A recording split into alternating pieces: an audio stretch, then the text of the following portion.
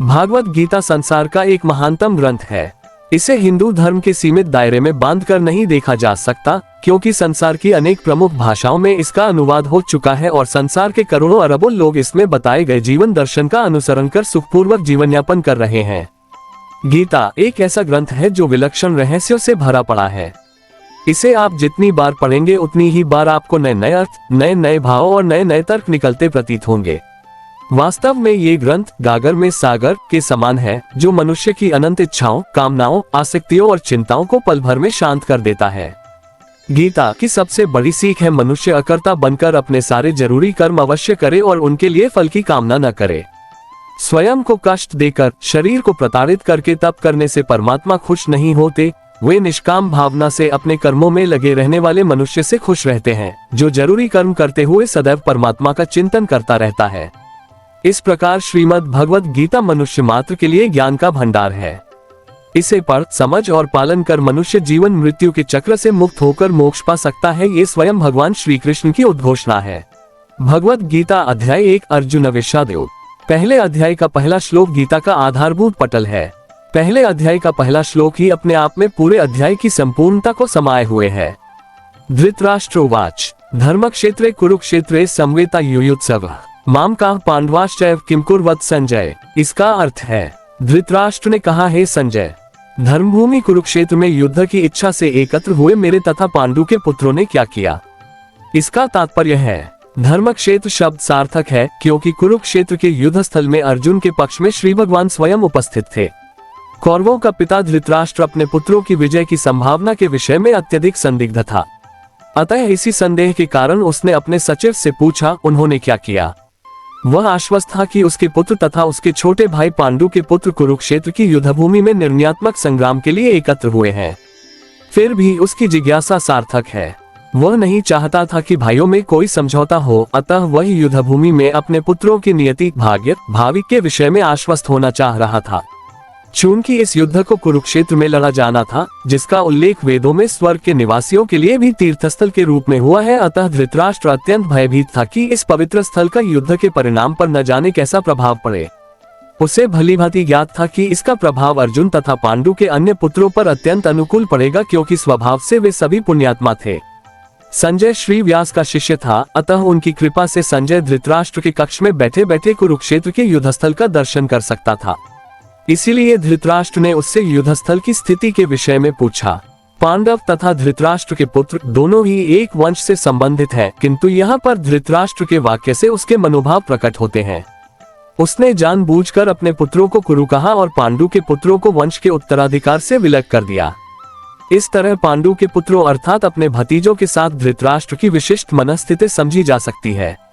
जिस प्रकार धान के खेत से अवांछित पौधों को उखाड़ दिया जाता है, उसी प्रकार इस कथा के आरंभ से ही ऐसी आशा की जाती है कि जहां धर्म के पिता श्री कृष्ण उपस्थित हो, वहां कुरुक्षेत्र रूपी खेत में दुर्योधन आदि धृतराष्ट्र के पुत्र रूपी अवांछित पौधों को समूल नष्ट करके युधिष्ठिर आदि नितांत धार्मिक पुरुषों की स्थापना की जाएगी। यहाँ धर्मक्षेत्र तथा कुरुक्षेत्र शब्दों की उनकी ऐतिहासिक तथा वैदिक महत्ता के अतिरिक्त यही सार्थकता है। दूसरा श्लोक। संजय उवाच दृष्ट्वा तु पांडवानिकं व्यू दुर्योधनस्ता आचार्यमुपगम्य राजा वचनमब्रवीत्। इसका अर्थ है, संजय ने कहा, हे राजन, पांडुपुत्रों द्वारा सेना की व्यूह रचना देखकर राजा दुर्योधन अपने गुरु के पास गया और उसने ये शब्द कहे।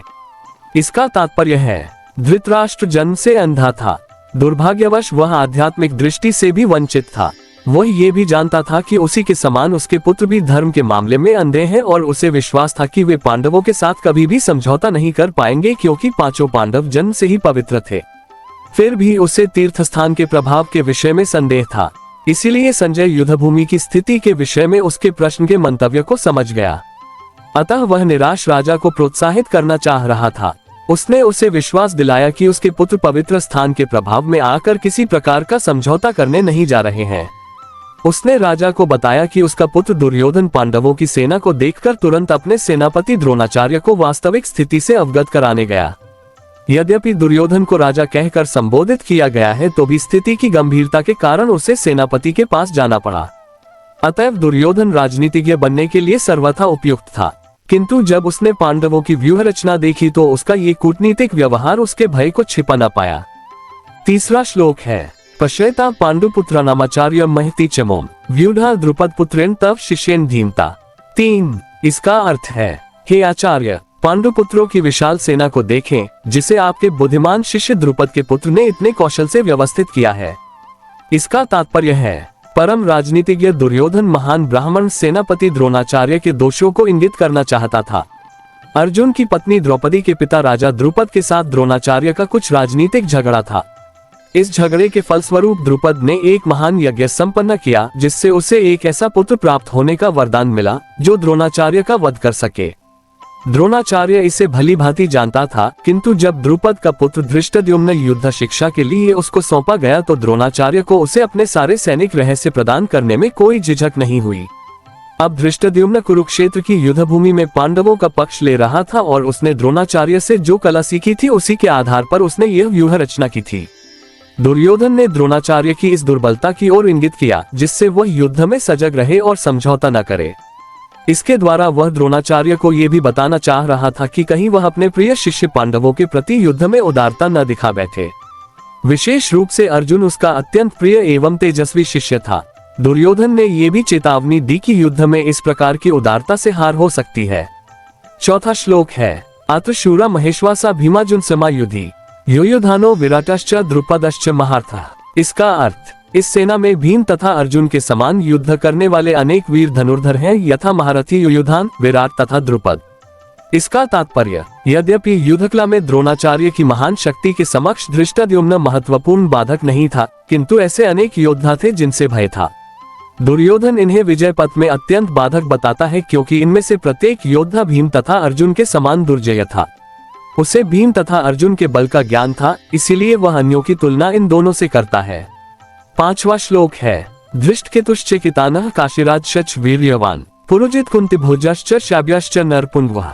अर्थात इनके साथ ही धृष्टकेतु, चेकितान, काशीराज, पुरुजित, कुंतिभोज तथा शाब्य जैसे महान शक्तिशाली योद्धा भी हैं। 6वां श्लोक है, युधामन्युश्च विक्रांत उत्तमोजाश्च वीर्यवान सौभद्रो द्रौपदेयाश्च सर्वैव महारथाः। अर्थात पराक्रमी युधामन्यु, अत्यंत शक्तिशाली उत्तमोजा, सुभद्रा का पुत्र तथा द्रौपदी के पुत्र ये सभी महारथी हैं। 7वां श्लोक, अस्माकं तु विशिष्टा ये तान्निबोध द्विजोतम नायिका मम सैन्यस्य संज्ञात तानब्रवीमीते। अर्थात, किंतु हे ब्राह्मण श्रेष्ठ, आपकी सूचना के लिए मैं अपनी सेना के उन नायकों के विषय में बताना चाहूंगा जो मेरी सेना को संचालित करने में विशेष रूप से निपुण है। 8वां श्लोक, भवान भीष्मश्च कर्णश्च कृपश्च समितिंजयः अश्वत्थामा विकर्णश्च सौमदत्तिस्तैश्च। अर्थात मेरी सेना में स्वयं आप, भीष्म, कर्ण, कृपाचार्य, अश्वत्थामा, विकर्ण तथा सोमदत्त का पुत्र भूरिश्रवा आदि हैं जो युद्ध में सदैव विजयी रहे हैं। तात्पर्य है, दुर्योधन उन अद्वितीय युद्धवीरों का उल्लेख करता है जो सदैव विजयी होते रहे हैं। विकर्ण दुर्योधन का भाई है, अश्वत्थामा द्रोणाचार्य का पुत्र है और सोमदत्ती या भूरिश्रवा बाहनिकों के राजा का पुत्र है।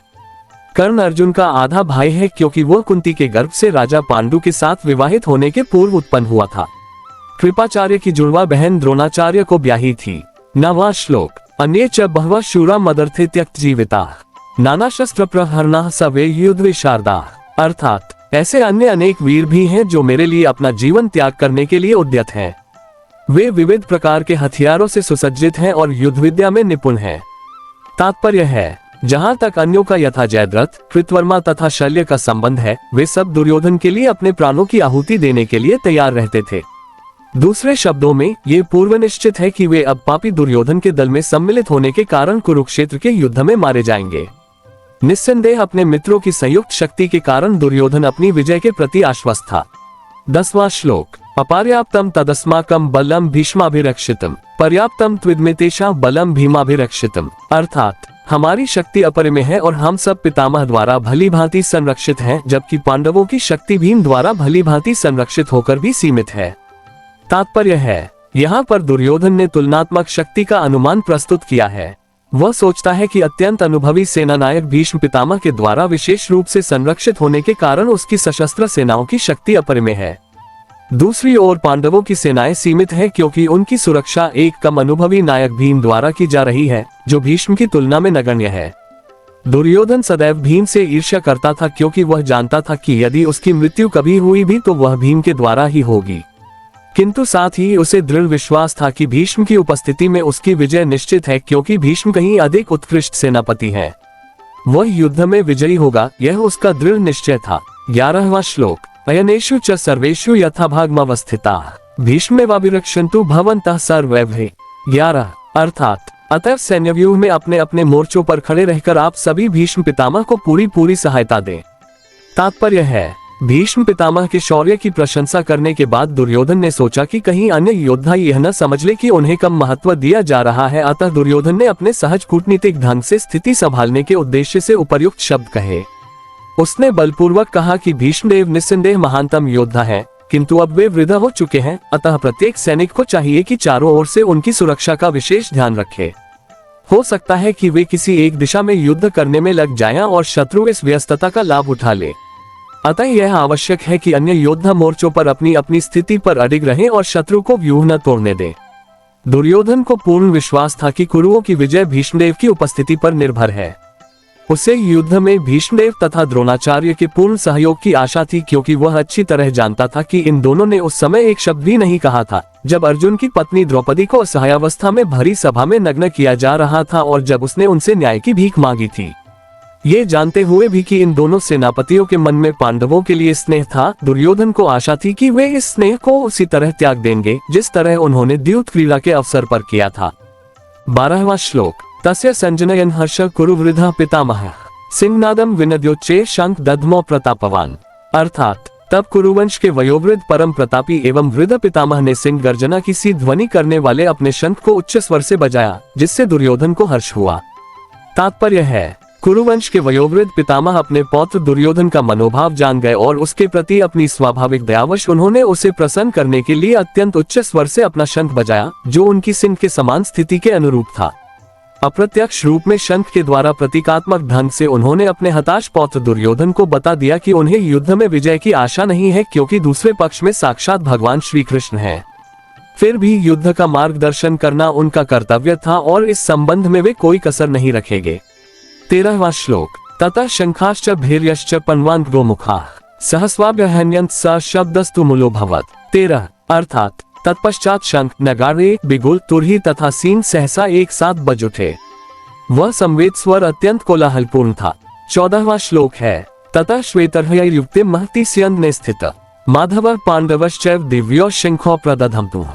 14 अर्थात दूसरी ओर से श्वेत घोड़ों द्वारा खींचे जाने वाले विशाल रथ पर आसीन कृष्ण तथा अर्जुन ने अपने अपने दिव्य शंख बजाए। 15वां श्लोक है। पांचजन्यम ऋषिकेशो देवदत्तम धनंजय पौंड्रम दध्मो महाशंख भीमकर्मा वृकोदरः। अर्थात भगवान कृष्ण ने अपना पांचजन्य शंख बजाया, अर्जुन ने देवदत्त शंख तथा अतिभुजी एवं अतिमानवीय कार्य करने वाले भीम ने पौंड्र नामक भयंकर शंख बजाया। 16वां श्लोक है। अनंत विजय राजा कुंती पुत्रो युधिष्ठिरः नकुलः सहदेवश्च सुघोषमणि पुष्पको। 17वां श्लोक है। काश्यश्च परमेश्वासः शिखंडी च महार्थः धृष्टद्युम्नो विराटश्च सात्यकिश्च प्राजितः। 18वां श्लोक है। द्रुपदो द्रौपदेयाश्च सर्वशः पृथिवीप्ते सौभद्रश्च महाबाहुः शंखान् दध्मुः पृथक पृथक। इनका अर्थ है, हे राजन, कुंती पुत्र राजा युधिष्ठिर ने अपना अनंत विजय नामक शंख बजाया तथा नकुल और सहदेव ने सुघोष एवं मणिपुष्पक शंख बजाए। महान धनुर्धर काशीराज, परम योद्धा शिखंडी, धृष्टद्युम्न, विराट, अजय, सात्यकी, द्रुपद, द्रौपदी के पुत्र तथा सुभद्रा के महाबाहु पुत्र आदि सबों ने अपने अपने शंख बजाए। 19वां श्लोक है। स घोषो धार्तराष्ट्राणा हृदयानि व्यदारयत् नभश्च पृथ्वी चैव तुमुलोऽभ्यनुनादयन्। अर्थात इन विभिन्न शंखों की ध्वनि कोलाहलपूर्ण बन गई, जो आकाश तथा पृथ्वी को शब्दायमान करती हुई धृतराष्ट्र के पुत्रों के हृदयों को विदीर्ण करने लगी। तात्पर्य है, जब भीष्म तथा दुर्योधन के पक्ष के अन्य वीरों ने अपने अपने शंख बजाए तो पांडवों के हृदय विदीर्ण नहीं हुए। ऐसी घटनाओं का वर्णन नहीं मिलता, किंतु इस विशिष्ट श्लोक में कहा गया है कि पांडव पक्ष के शंखनाद से धृतराष्ट्र के पुत्रों के हृदय विदीर्ण हो गए। इसका कारण स्वयं पांडव और भगवान कृष्ण में उनका विश्वास है। परमेश्वर की शरण ग्रहण करने वाले को किसी प्रकार का भय नहीं रह जाता, चाहे वह कितनी ही विपत्ति में क्यों न हो। 20वां श्लोक है। अथ व्यवस्थितान् दृष्ट्वा धार्तराष्ट्रान् कपिध्वजः प्रवृते शस्त्र संपाते धनुरुद्यम्य पांडवः ऋषिकेशम तदा वाक्यमिदमाह महीपते। अर्थात उस समय हनुमान से अंकित ध्वजा लगे रथ पर आसीन पांडुपुत्र अर्जुन अपना धनुष उठाकर तीर चलाने के लिए उद्यत हुआ।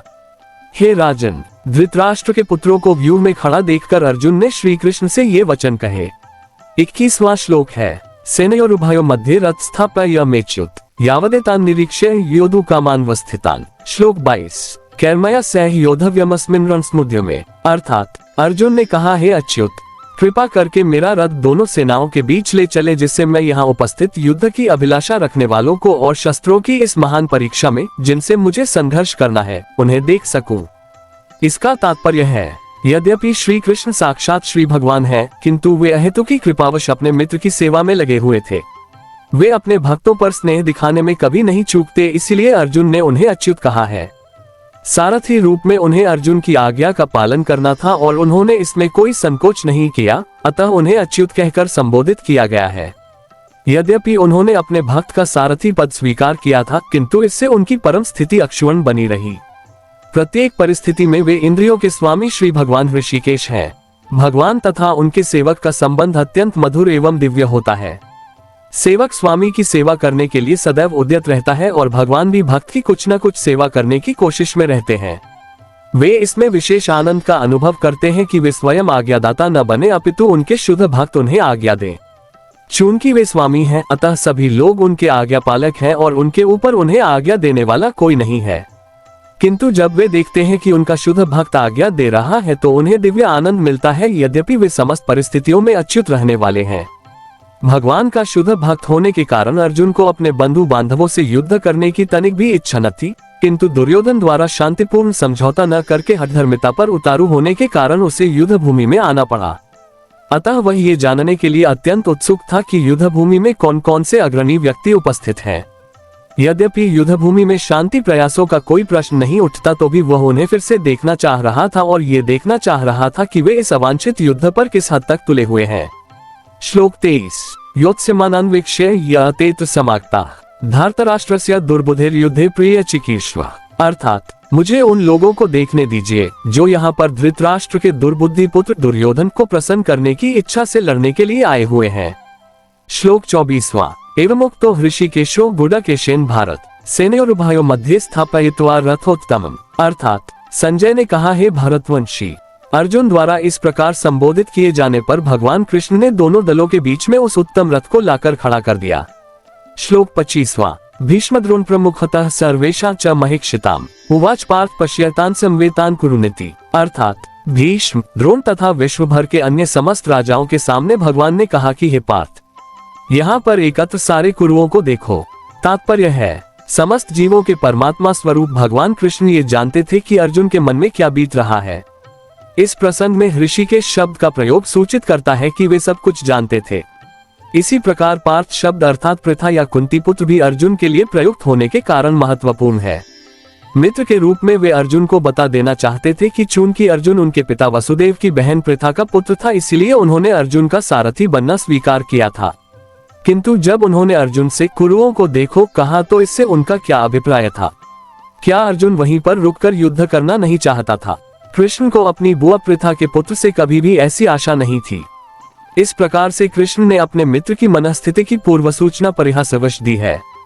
श्लोक 26वां, तत्रापश्यत् स्थितान्यर्थः पितॄन् पितामहान् आचार्यान् मातुला भ्रातृपुत्रान् पौत्रान् सखींस्तथा श्वशुरान् सुहृदश्च सेनयोरुभयोऽपि। अर्थात अर्जुन ने वहां पर दोनों पक्षों की सेनाओं के मध्य में अपने चाचाताओं, पितामहों, गुरुओं, मामाओं, भाइयों, पुत्रों, पौत्रों, मित्रों, ससुरों और शुभ चिंतकों को भी देखा।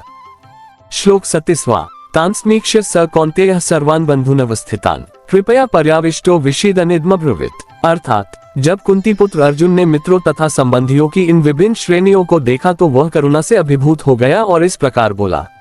श्लोक 28वां, दृष्ट्वेम स्वजन कृष्ण युयुत्सु समुपस्थितम् सीदन्ति मम गात्राणि मुख च परिशुष्यति। 28, अर्थात अर्जुन ने कहा, हे कृष्ण, इस प्रकार युद्ध की इच्छा रखने वाले अपने मित्रों तथा संबंधियों को अपने समक्ष उपस्थित देखकर मेरे शरीर के अंग कांप रहे हैं और मेरा मुंह सूखा जा रहा है। श्लोक 29, विपथुश्च शरीरे में रोमहर्षश्च जायते गांडीव स्रस्ते हस्तात्वक च परिदह्यते। अर्थात अर्जुन ने कहा, मेरा सारा शरीर कांप रहा है, मेरे रोंगटे खड़े हो रहे हैं, मेरा गांडीव धनुष मेरे हाथ से सरक रहा है और मेरी त्वचा जल रही है। श्लोक 30, न च शकोम्यवस्थातुं भ्रमतीव च मे मनः निमित्तानि च पश्यामि विपरीतानि केशव। अर्थात अर्जुन ने कहा, मैं यहाँ अब और अधिक खड़ा रहने में असमर्थ हूँ।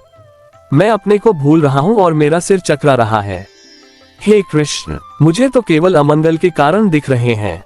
श्लोक 31। न च श्रेयोनुपश्यामि हत्वा स्वजन माहवे न कार्क्षे विजय कृष्ण न च राज्यम सुखानि च। अर्थात हे कृष्ण, इस युद्ध में अपने ही स्वजनों का वध करने से न तो मुझे कोई अच्छाई दिखती है और न मैं उससे किसी प्रकार की विजय, राज्य या सुख की इच्छा रखता हूँ।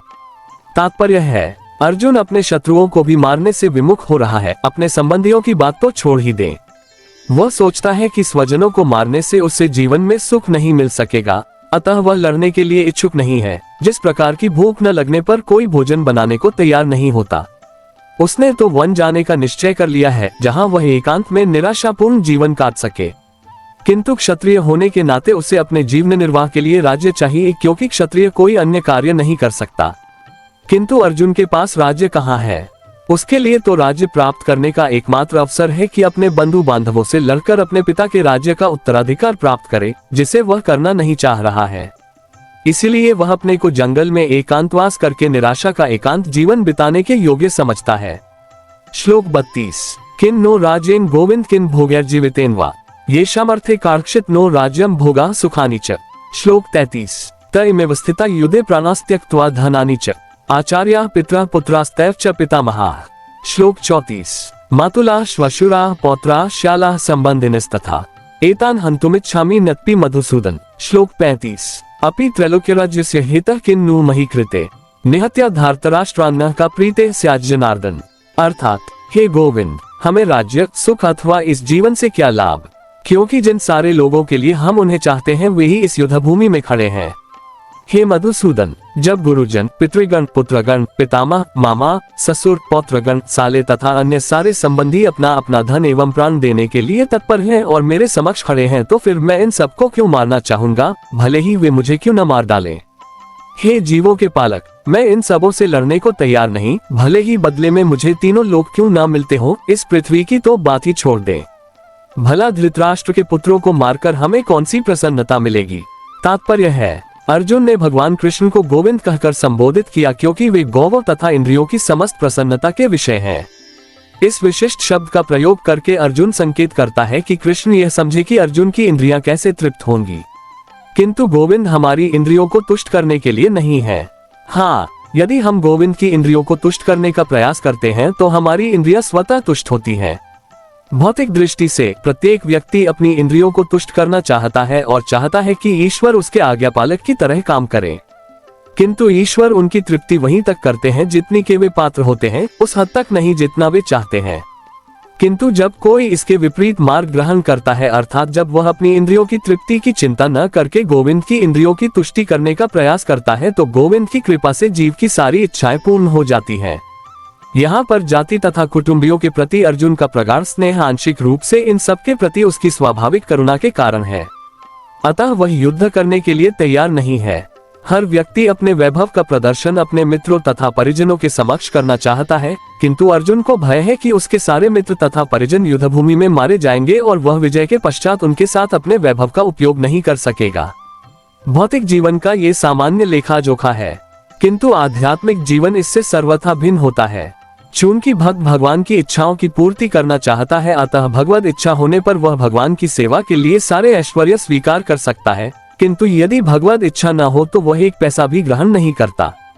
अर्जुन अपने संबंधियों को मारना नहीं चाह रहा था, और यदि उनको मारने की आवश्यकता हो तो अर्जुन की इच्छा थी कि कृष्ण स्वयं उनका वध करे। इस समय उसे यह पता नहीं है कि कृष्ण उन सबों को युद्ध भूमि में आने के पूर्व ही मार चुके हैं और अब उसे निमित्त मात्र बनना है। इसका उद्घाटन अगले अध्यायों में होगा। भगवान का असली भक्त होने के कारण अर्जुन अपने अत्याचारी बंधु बांधवों से प्रतिशोध नहीं लेना चाहता था, किंतु ये तो भगवान की योजना थी कि सबका वध हो। भगवत भक्त दुष्टों से प्रतिशोध नहीं लेना चाहते, किंतु भगवान दुष्टों द्वारा भक्त के उत्पीड़न को सहन नहीं कर पाते। भगवान किसी व्यक्ति को अपनी इच्छा से क्षमा कर सकते हैं, किंतु यदि कोई उनके भक्तों को हानि पहुंचाता है तो वे उसे क्षमा नहीं करते। इसीलिए भगवान इन दुराचारियों का वध करने के लिए उद्यत थे, यद्यपि अर्जुन उन्हें क्षमा करना चाहता था। श्लोक 36। पापमेवाश्रयेदस्मान् हत्वैतानात्ताइनः तस्मान्नार्हा वयम हन्तुं धार्तराष्ट्रांस बांधवान स्वजन हिकात हत्वा सुखिनः स्याम माधव। अर्थात यदि हम ऐसे आतताइयों का वध करते हैं तो हम पर पाप चढ़ेगा, अतः यह उचित नहीं होगा कि हम धृतराष्ट्र के पुत्रों तथा उनके मित्रों का वध करें। हे लक्ष्मीपति कृष्ण, इससे हमें क्या लाभ होगा और अपने ही कुटुंबियों को मारकर हम किस प्रकार सुखी हो सकते हैं। श्लोक 37। यद्यप्येते न पश्यन्ति लोभोपहचेत्सः कुलक्षयकृत दोषं मित्रद्रोहे च पातकम्। श्लोक 38। कथ न ज्ञेयमस्माभिः पापादस्मान् निवर्तितुम् कुलक्षयकृत दोषं प्रपश्यद्भिर्जनार्दन। अर्थात हे जनार्दन, यद्यपि लोभ से अभिभूत चित्त वाले ये लोग अपने परिवार को मारने या अपने मित्रों से द्रोह करने में कोई दोष नहीं देखते, किंतु हम लोग जो परिवार के विनष्ट करने में अपराध देख सकते हैं, ऐसे पाप कर्मों में क्यों प्रवृत्त हों। श्लोक 39। कुलक्षये प्रणश्यन्ति कुलधर्माः सनातनाः धर्मे नष्टे कुलम कृत्स्नम धर्मोभिभवत्युत। अर्थात कुल का नाश होने पर सनातन कुल परंपरा नष्ट हो जाती है और इस तरह शेष कुल भी अधर्म में प्रवृत्त हो जाता है। तात्पर्य है, वर्णाश्रम व्यवस्था में धार्मिक परंपराओं के अनेक नियम हैं जिनकी सहायता से परिवार के सदस्य ठीक से उन्नति करके आध्यात्मिक मूल्यों की उपलब्धि कर सकते हैं। परिवार में जन्म से लेकर मृत्यु तक के सारे संस्कारों के लिए वयोवृद्ध लोग उत्तरदायी होते हैं, किंतु इन वयोवृद्धों की मृत्यु के पश्चात संस्कार संबंधी पारिवारिक परंपराएं रुक जाती हैं और परिवार के जो तरुण सदस्य बचे रहते हैं वे अधर्म में व्यसनों में प्रवृत्त होने से मुक्ति लाभ से वंचित रह सकते हैं। अतः किसी भी कारणवश परिवार के वयोवृद्धों का वध नहीं होना चाहिए। श्लोक 40। अधर्माभिभवात् कृष्ण प्रदुष्यन्ति कुल स्त्रियः स्त्रीषु दुष्टासु वार्ष्णेय जायते वर्णिंकरः। अर्थात हे कृष्ण, जब कुल में अधर्म प्रमुख हो जाता है तो कुल की स्त्रियां दूषित हो जाती हैं और स्त्रीत्व के पतन से ही वृष्णिवंशी अवांछित संतानें उत्पन्न होती हैं। तात्पर्य है, जीवन में शांति, सुख तथा आध्यात्मिक उन्नति का मुख्य सिद्धांत मानव समाज में अच्छी संतान का होना है। वर्णाश्रम धर्म के नियम इस प्रकार बनाए गए थे कि राज्य तथा जाति की आध्यात्मिक उन्नति के लिए समाज में अच्छी संतान उत्पन्न हो। ऐसी संतान समाज में स्त्री के सतीत्व और उसकी निष्ठा पर निर्भर करती है। जिस प्रकार बालक सरलता से कुमार्गामी बन जाते हैं, उसी प्रकार स्त्रियां भी पतनोन्मुखी होती हैं। अतः बालकों तथा स्त्रियों दोनों को ही समाज के वयोवृद्धों का संरक्षण आवश्यक है। स्त्रियां विभिन्न धार्मिक प्रथाओं में संलग्न रहने पर व्यभिचारिणी नहीं होंगी। चाणक्य पंडित के अनुसार सामान्यतया स्त्रियां अधिक बुद्धिमान नहीं होती, अतः वे विश्वसनीय नहीं हैं। इसलिए उन्हें विविध कुल परंपराओं में व्यस्त रहना चाहिए और इस तरह उनके सतीत्व तथा अनुरक्ति से ऐसी संतान जन्मेगी जो वर्णाश्रम धर्म में भाग लेने के योग्य होगी। ऐसे वर्णाश्रम धर्म के विनाश से यह स्वाभाविक है कि स्त्रियां स्वतंत्रता पूर्वक पुरुषों से मिल सकेंगी और व्यभिचार को प्रश्रय मिलेगा, जिससे अवांछित संतानें उत्पन्न होंगी। निठल्ले लोग भी समाज में व्यभिचार को प्रेरित करते हैं और इस तरह अवांछित बच्चों की बाढ़ आ जाती है, जिससे मानव जाति पर युद्ध और महामारी का संकट छा जाता है। श्लोक 41। शंकरो नरकाय कुलग्नना कुलस्य च पतंती पितरो ह्येषा लुप्तपिंडक क्रिया। अर्थात अवांछित संतानों की वृद्धि से निश्चय ही परिवार के लिए तथा पारिवारिक परंपरा को विनष्ट करने वालों के लिए नारकीय जीवन उत्पन्न होता है। ऐसे पतित कुलों के पुरखे पितर लोग गिर जाते हैं, क्योंकि उन्हें जल तथा पिंड दान देने की क्रियाएं समाप्त हो जाती हैं। तात्पर्य है, सकौम कर्म के विधि विधानों के अनुसार कुल के पितरों को समय समय पर जल तथा पिंडदान दिया जाना चाहिए। ये दान विष्णु पूजा द्वारा किया जाता है, क्योंकि विष्णु को अर्पित भोजन के उच्छिष्ट भाग प्रसाद के खाने से सारे पाप कर्मों से उद्धार हो जाता है। कभी कभी पितरगण विविध प्रकार के पाप कर्मों से ग्रस्त हो सकते हैं और कभी कभी उनमें से कुछ को स्थूल शरीर प्राप्त न हो सकने के कारण उन्हें प्रेतों के रूप में सूक्ष्म शरीर धारण करने के लिए बाध्य होना पड़ता है। अतः जब वंशजों द्वारा पितरों को बचा प्रसाद अर्पित किया जाता है तो उनका प्रेत्योनि या अन्य प्रकार के दुखमय जीवन से उद्धार होता है। पितरों को इस तरह की सहायता पहुंचाना कुल परंपरा है और जो लोग भक्ति का जीवन यापन नहीं करते उन्हें ये अनुष्ठान करने होते हैं। केवल भक्ति करने से मनुष्य सैकड़ों या हजारों पितरों को ऐसे संकटों से उबार सकता है। श्लोक 42।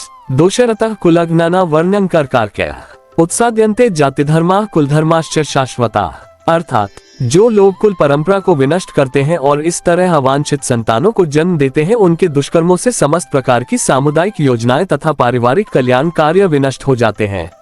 श्लोक 43।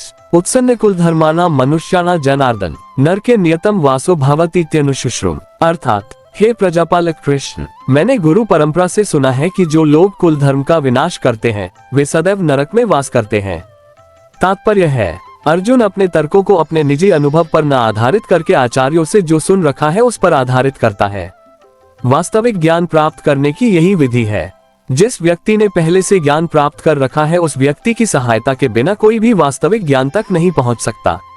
वर्णाश्रम धर्म की एक पद्धति के अनुसार मृत्यु के पूर्व मनुष्य को पाप कर्मों के लिए प्रायश्चित करना होता पापात्मा है उसे इस विधि का अवश्य उपयोग करना चाहिए। ऐसा किए बिना मनुष्य निश्चित रूप से नरक भेजा जाएगा जहां उसे अपने पाप कर्मों के लिए कष्ट में जीवन बिताना होगा। श्लोक 44। अहो बत महत्पापन कर्तुन व्यवसिता वयम यद्राज्य सुखलोभेन हंतुन स्वजन मुद्यता। अर्थात ओह कितने आश्चर्य की बात है कि हम सब जघन्य पाप कर्म करने के लिए उद्यत हो रहे हैं। राज्य सुख भोगने की इच्छा से प्रेरित होकर हम अपने ही संबंधियों को मारने पर तुले हैं। तात्पर्य है स्वार्थ के वशीभूत होकर मनुष्य अपने सगे भाई बाप या माँ के वध जैसे पाप कर्मों में प्रवृत्त हो सकता है। विश्व के इतिहास में ऐसे अनेक उदाहरण मिलते हैं, किंतु भगवान का साधु भक्त होने के कारण अर्जुन सदाचार के प्रति जागरूक है, अतः वह ऐसे कार्यों से बचने का प्रयत्न करता है। श्लोक 45। यदि माम प्रतिकारम शस्त्रम शस्त्र पान्यः धार्तराष्ट्रा रणे हन्युस्तन्मे क्षेमतर भावेत। अर्थात यदि शस्त्रधारी धृतराष्ट्र के पुत्र मुझ निहत्थे तथा रणभूमि में प्रतिरोध न करने वाले को मारे तो यह मेरे लिए श्रेयस्कर होगा। तात्पर्य है क्षत्रियों के युद्ध नियमों के अनुसार ऐसी प्रथा है कि निहत्थे तथा विमुख शत्रु पर आक्रमण न किया जाए, किंतु अर्जुन ने निश्चय किया कि शत्रु भले ही इस विषम अवस्था में उस पर आक्रमण कर दे किंतु वह युद्ध नहीं करेगा। उसने इस पर विचार नहीं किया कि दूसरा दल युद्ध के लिए कितना उद्यत है। इन सब लक्षणों का कारण उसकी दयार्द्रता है जो भगवान के महान भक्त होने के कारण उत्पन्न हुई। श्लोक 46। संजय उवाच एवमुक्त्वार्जुनः संख्ये रथोपस्थ उपाविशत् विसृज्य शास्त्र चापन शोक संविग्रमांसः। अर्थात संजय ने कहा युद्धभूमि में इस प्रकार कहकर अर्जुन ने अपना धनुष तथा बाण एक ओर रख दिया और शोक संतप्त चित्त से रथ के आसन पर बैठ गया। तात्पर्य है अपने शत्रु की स्थिति का अवलोकन करते समय अर्जुन रथ पर खड़ा हो गया था, किंतु वह शोक से इतना संतप्त हो उठा कि अपना धनुष बाण एक ओर रखकर रथ के आसन पर पुनः बैठ गया। ऐसा दयालु तथा कोमल हृदय व्यक्ति जो भगवान की सेवा में रत हो आत्मज्ञान प्राप्त करने के योग्य है। इस प्रकार भगवद गीता के प्रथम अध्याय कुरुक्षेत्र के युद्धस्थल में सैन्य निरीक्षण का भक्ति वेदांत तात्पर्य पूर्ण हुआ। यदि आपको वीडियो पसंद आए तो लाइक अवश्य करें और चैनल सब्सक्राइब करें। धन्यवाद।